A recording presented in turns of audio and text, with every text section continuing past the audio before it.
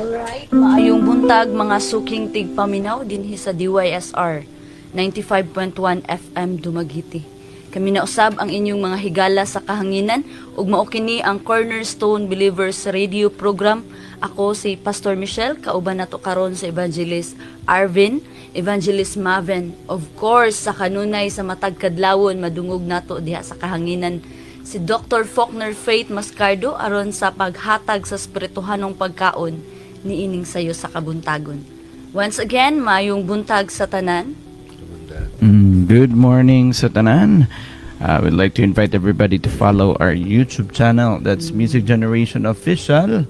No, i-follow na ninyo and you get to hear, and of course kita mo mga manindot nga mga music videos ito Pastor Michelle, and atong mga songs na available in iTunes, pwede nilang ma-download o mapalit na nila, and of course pwede po ma-stream.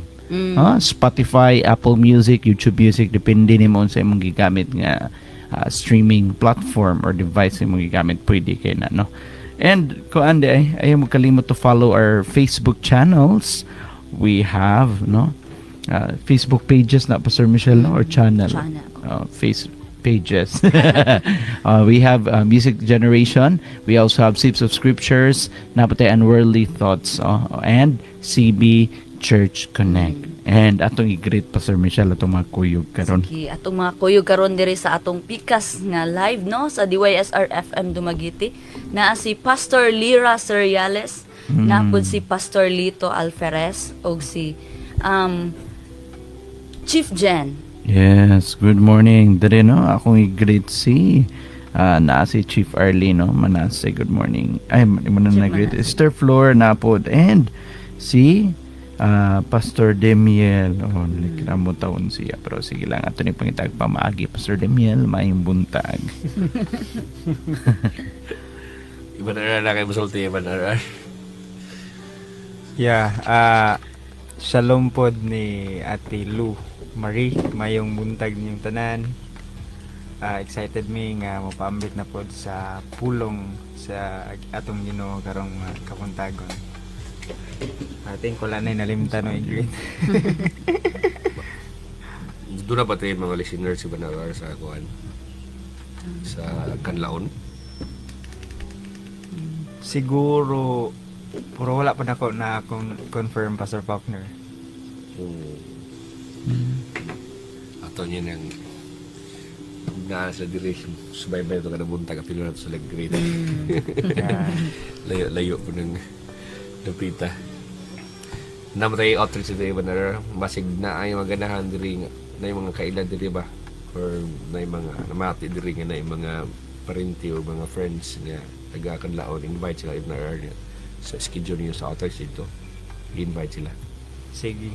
So, ako dahil mong i-invite, no, every Monday to Wednesday na ami sa Kanlaon mag-outreach mi dito, and every kuan pod kanang the rest of the days of the week kay na po may ginahandle nga Bible study online. So mahimo ka mo contact namo sa Facebook page or sa number ba nako 0936-092-8486, or pwede po ka mo chat sa among mga live na page kay para ma-accommodate ra po ka namo or makita ma-meet ka namo dito sa Kanlaon. So kato lang. Sige, gampo ta. May kugmao nga mahan amo ang gipasidunggan ng imuhang paggamhanan o pagkalabaw sa tanan. Salamat sa imong mapadayunon nga pagpaginlabot sa Kongreso sa Senado. Salamat sa imong paghigugma sa Pilipinas. Padayon ka mahan sa pagbutyag sa tanan ng mga korupsyon sa mong nasod. Tabangi amahan ang mga naipit o disiplinahaw sa pamahan ng mga nagmanipular sa kwarta o mga panggobyerno amahan sa among nasod. Salamat kay nga mahimong mahayagan ang tanan, dili mapuno sa kalibog ang mga Pilipino. Salamat nga ikaw atiman ka namo, dili gyud kabayran amahan ang among kalipay kun mahapsay ang dagan sa ang panggobyerno. Ang ng kwarta mga pundo nga appropriate kini sumala sa intended nga purpose dili ma tugpa sa bulsa sa mga kurakot nga naa sa panggobyerno. Salamat sa paglimpyo sa DPWH, salamat sa paglimpyo sa pinakataas nga posisyon hangtod sa pinakaubos. Ug expectant kami amahan nga mahimo kayong mas manindot pa ang amo ang nasod, ang amo ang dapit. Kining mga butanga mo gipangayo kanimo dili kani mahimong posible kung dili kami magiyahan sa mga espiritu. Tuloy kami, masabta kami ug hatag kag dugang namo nga mga panabot. Meaning nga kabuntagon relate kayo namo ang tanan nga mga mensahe nga madungog nga bersikulo nga among mabasa na gikan sa Biblia. Yes. Salamat sa kalipay ug sa pagtutubo sa pagtuon nga buntagon sa ngalan ni Kristo Jesus guban sa gahom sa espiritu sa kamatuoran. Amen. Amen. Amen. Sino yung audio? Check na ulit. Okay naman siguro. Dili. Okay. Marang i-check on kamusta sa DYS, sir. Audio. Okay. Or Sa iya haragoro. gitugnaw ra siguro bigire.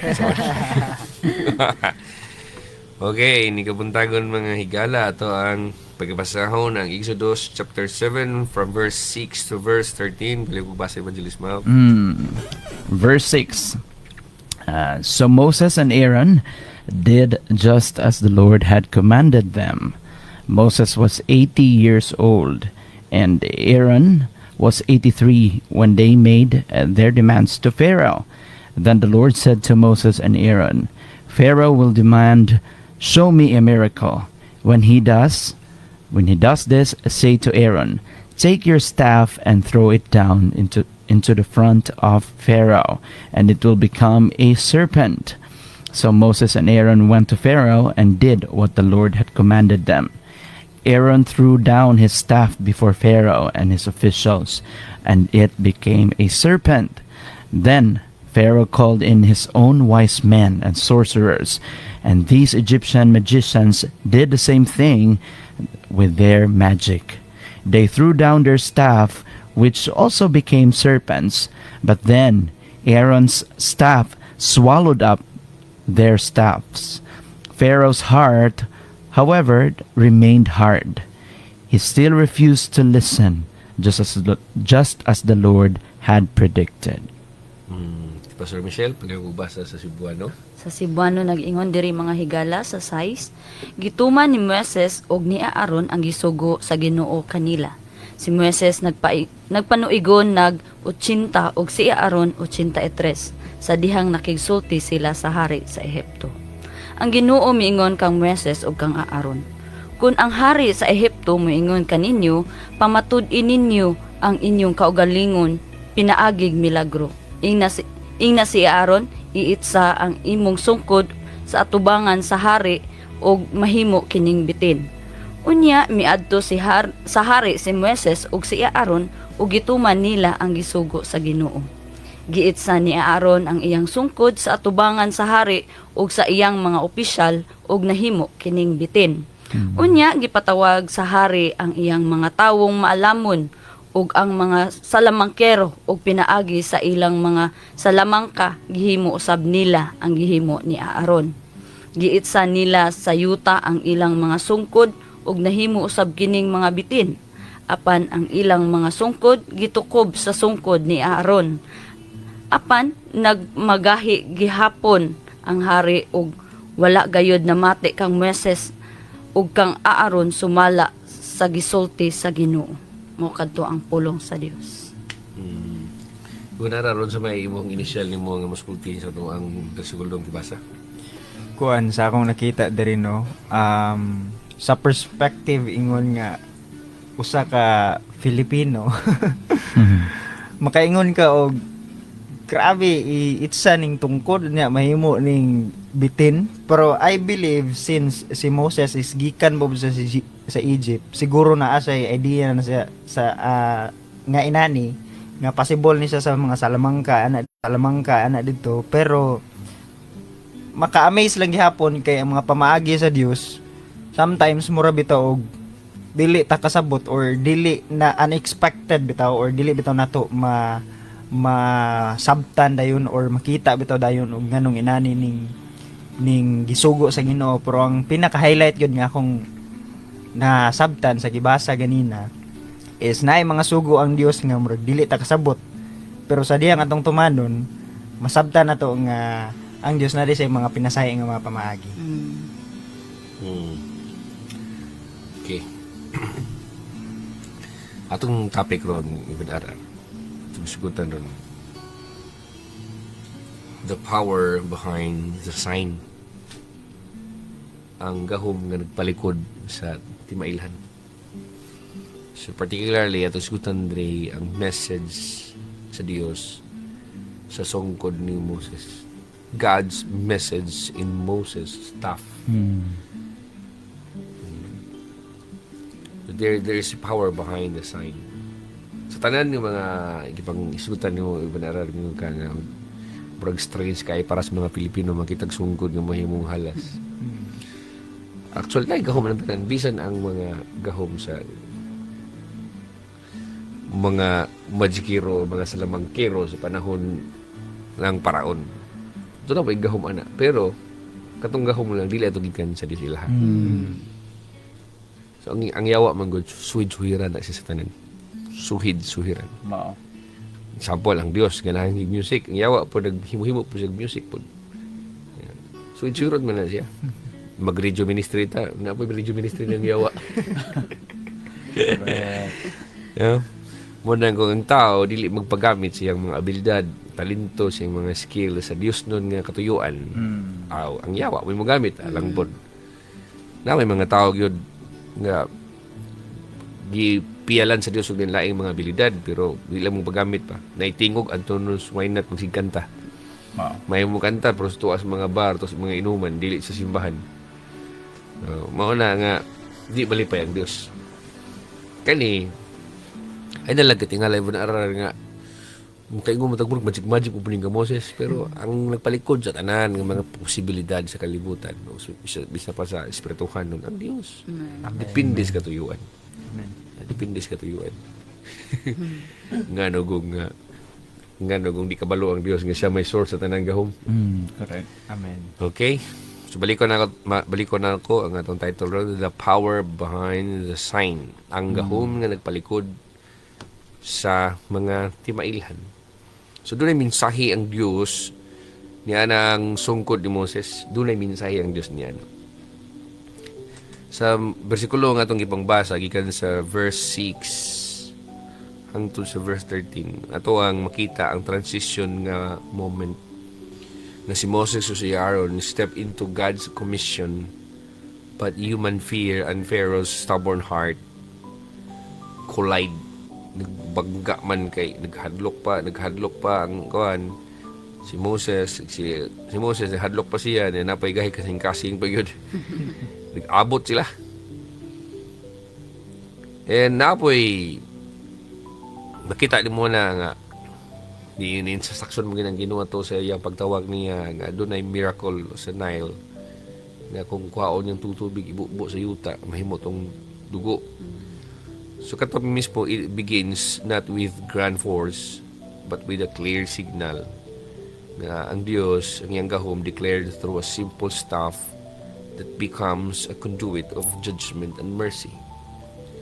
Imagine mo, sungkod na pero pwede nang gamiton sa Diyos nga makapapikas og dagat. Sungkod na siya, nga pwede na siya nga ang ilahang mga sungkod kanon sa sungkod. Imagine mo, ang ilang sungkod kanon na sungkod. Kung imo siya ang taga-kinabuhi, ang ilang mga halas, ikaon sa halas ni Moses. Pero tinuod, itong halas, masungkod naman to. So, logical kayo, madaraming unta, ang ilang mga halas, ikaon sa halas ni Moses. Pero mingon kang ilang sungkod, ikaon sa sungkod ni Moses, murag masyak juga sa. Ang ilang sungkod, ikaon sa sungkod ni Moses. Sige, pakatulog si mong ulo ba? Ilang sungkod, ikaon sa sungkod ni Moses. So, kini nga minsahin ng kabuntagon, maghatod ni kanato sa tulo ka timeless nga mga kamatuoran. From the passage about God's sovereignty human response, and divine patience in the face of opposition.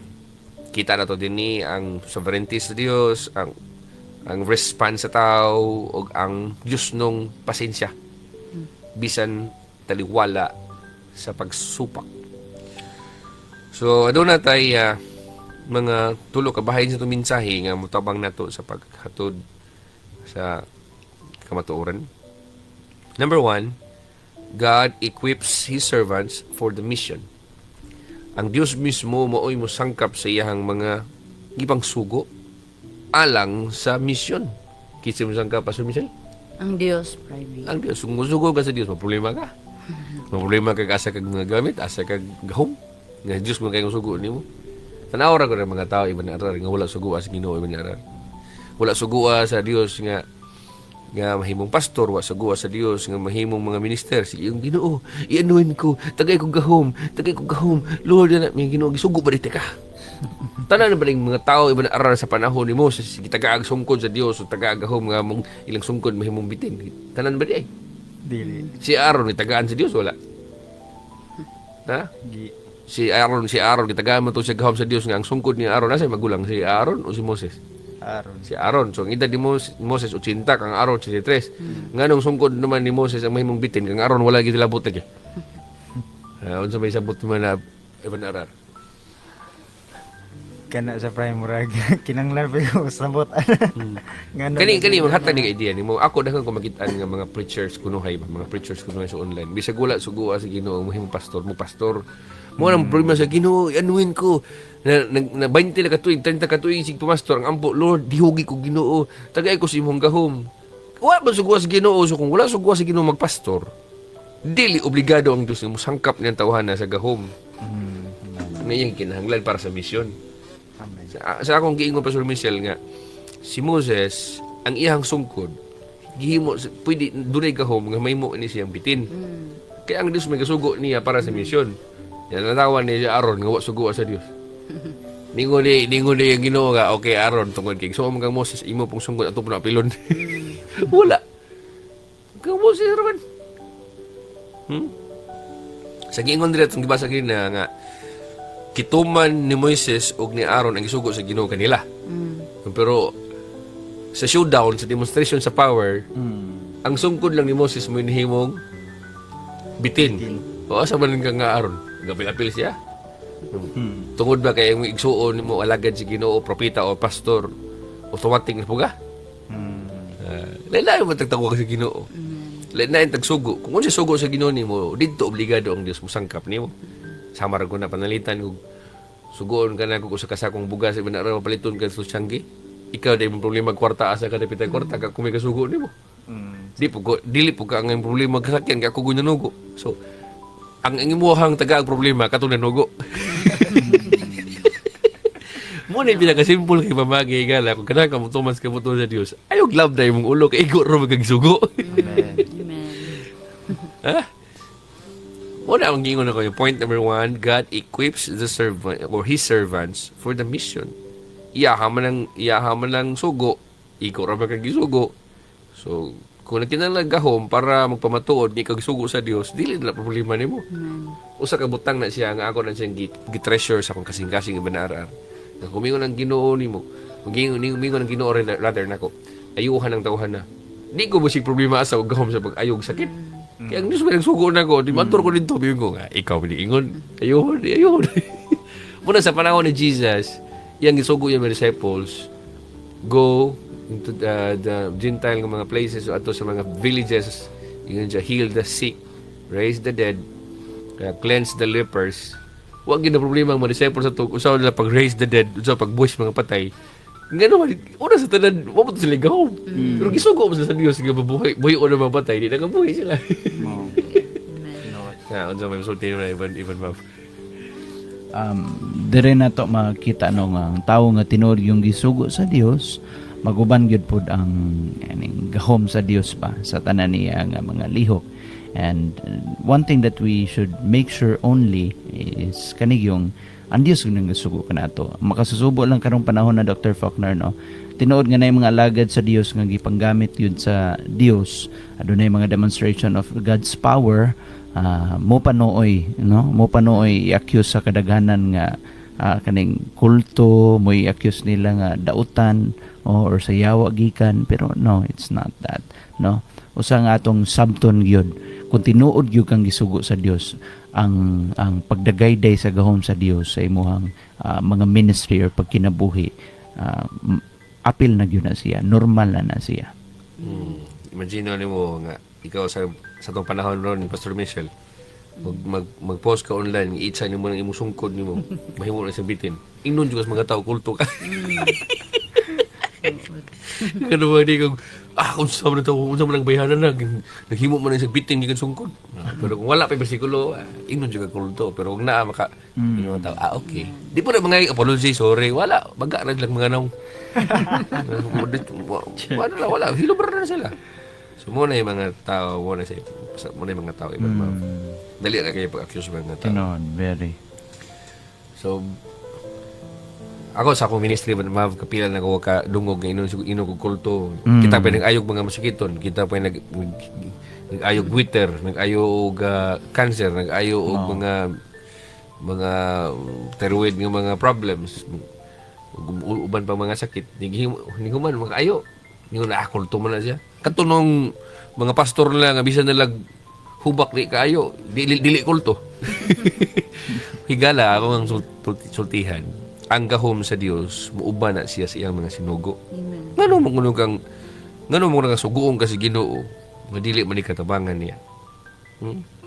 Imagine nimo nga si Moses magaling siya aron 80 83 respectively. Ang ilang mga edad nila.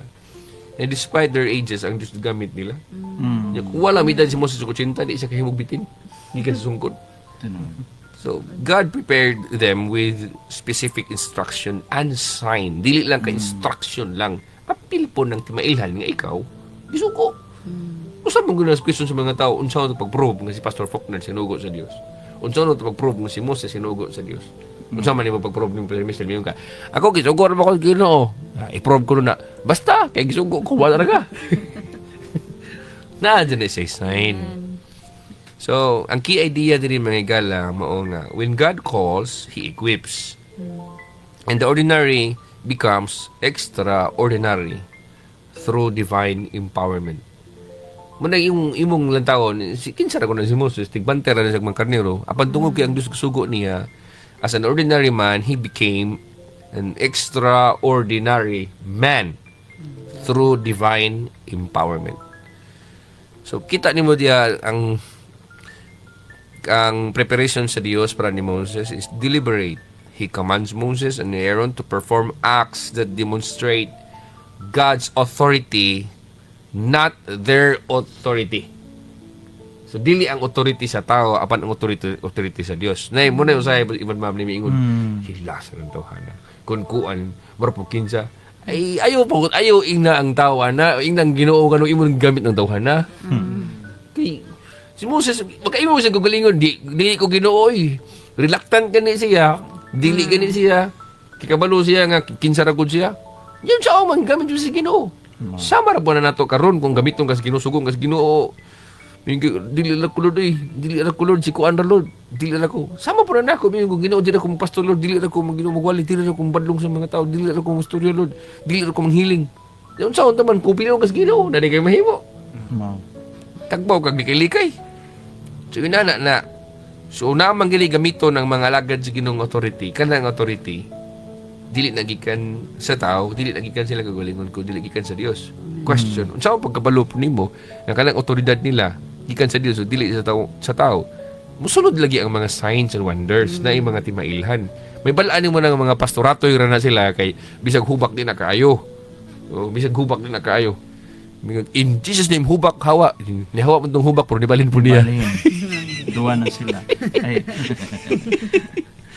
May balaan mo ng mga lagad sa Ginoo kay doon na ginay mga signs and wonders. Wow. Mag-wonder ka dapat kung walay signs. Dugay naman kung nagpastor, gano'n mo dyan kung wak mo ginahimo dyan mga milagro, kaya bulungan mo dyan. Dapat ka mag-wonder, anak. Kana yung pastor dyan tinuod. Kaya ang Diyos, pag musugo na siya, automatic na siya mo equip sa iyang mga servants. Okay? So, nakikita natin diha nga ang staff ni Moses becomes a symbolic instrument of God's presence and power, anticipating later signs and plagues. So, the involvement of Moses and Aaron shows partnership in ministry. Also, kita nimo that human agents cooperating with divine action. Dili pod kalihok pod ang Dios kung wala po yung mga tao nga mutabang niini. So, if God has called you, don't focus on your limitations. Lean into His sufficiency. He grants the authority and power. He grants courage and tools needed for the task. Ang imong buhaton nimo is seek God's pattern of preparation, listen, obey, and trust that He will provide the means. Imo ring trabaho ang mingon, yes, Lord. Yan ang gahom, otoridad, milagro, yan. Ikaduha, mga higala, God's sovereignty over power and signs. Bisan sa mga gahom ug mga timailhan, ang Dios kapoy labaw niya ng tanan. So matod pa sa verse 8 to verse 12, ang Ginoo mingon kang Moises ug kang Aaron, kung ang hari sa Ehipto maingon kaninyo, pamatod-i ninyo ang inyong kaugalingon pinaagig milagro. Ina si Aaron, iitsa ang imong sungkod sa tubangan sa hari ug mahimo kining bitin. Unya miadto sa hari si Moises ug si Aaron, gituman nila ang gisugo sa Ginoo. Giitsa ni Aaron ang iyang sungkod sa tubangan sa hari ug sa iyang mga opisyal ug nahimo kining bitin. Unya gipatawag sa hari ang iyang mga taong salamangkiro, ang mga maalamon, ug pinaagi sa ilang mga salamangka, gihimo usab nila ang gihimo ni Aaron. Giitsa nila sa yuta ang mga sungkod ug nahimo usab kining mga bitin, apan ang ilang mga sungkod gitukob sa sungkod ni Aaron. Kita nimo na ang ilang mga sungkod. Wala ningon Biblia, Pastor Michelle, nga ang ilang mga bitin gitukob sa bitin nilang Moses. Ang ilang sungkod gitukob sa sungkod ni Aaron. Apan ang magahi gihapon ng hari ug wala gayud mamati kang Moises ug kang Aaron sumala sa gisulti sa Ginoo. Kita nimo na mga higala na God instructs Aaron to cast down the staff before Pharaoh and it becomes a serpent. Ang key idea nini mao nga God's power dwarfs counterfeit signs and worldly opposition. The true sign points to divine authority. Yes, musuhid-suhid po ng mga tao. Kung ikaw karon kasi nati kag naay na gibarang mo ka o yun sa pagkadi ka gidaot kuno ka. Kung makahimo ang Dios, kung makahimo ang Yawa sa paghatag ng problema sa imong lawas nimo, kaya po i-reverse sa Dios. Amen. Ari mo dire, kinsa man lagi pang barang nito kontak kami ninyo, kinsa man nga daot diha, nga sakit mo kag ipang daot mo. Ari mo sa Cornerstone Believers Church, pahibalo mo na mo, kayuhon mo na mo sa ngalan ni Jesus. Pili lang sa iyo na, di na sa lisod. So, sa may itong application ni when facing opposition or counterfeit nga solutions, recall sa kamatuoran sa Dios that God's truth endures beyond appearances and power plays. Power plays. Doon na may mga power plays. Doon na kuno ay pagkita-kita sa gahom pero dili dito tinuod ng gahom kin sa Dios. Ang ngayon buhaton sa Kristohanon is you have to pray for discernment. Pag-ampo nga makasabot ka sa sitwasyon para ma-distinguish nimo unsay authentic movement of God from mere sensational signs, and for humility to respond rightly when confronted with truth. Usahay makita ka nga mga kasuhanon ng panahon na mas palabihon pa lang mga sensations, mas palabihon pang mga emotions kaysa tinuod ng gahom sa Dios. May balaan po na muna siyang tinuod ng gahom sa Dios kaya wala na yung makalupig ni ana. Ang power sa Dios is sovereign. May balaan ni mong gahom-gahom mo na siya kay pagtaparan na siya sa gahom sa Dios, mapildi na siya. Ang gahom sa Dios mo ay pinaka-sovereign siya tanan. Katapusan, iban mga patience and stubbornness. So makita nimo ang God's timing and humanity's response. Kinahanglan po ng patience kay kung na-stubborn, kinahanglan kang patience. So kung tagana sa Diyos og patience, nagpasabot na Pastor Michelle nga na po yung mga gahi. Na yung mga stubborn ng mga tao. Para asa man ang patience kung talang tao humok naman di ay. Correct.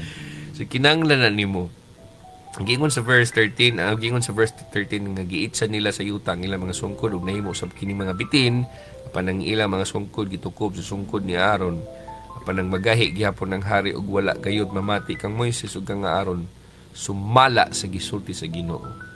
So unsa may nasabtan nimo nga God works through a long obedience in the face of continued resistance. Kabalo ang Dios nga naagi magsupak-supak.